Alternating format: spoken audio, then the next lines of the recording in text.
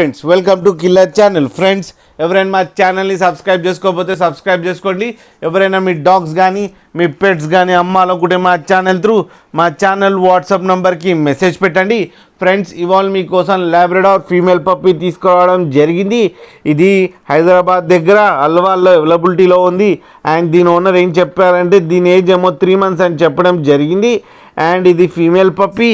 And female పప్పీకి ఏమో 14,000 rupees demand చేస్తున్నారు. And రేట్లో స్లైడ్గా నెగోషియబుల్ ఉందని చెప్పడం జరిగింది.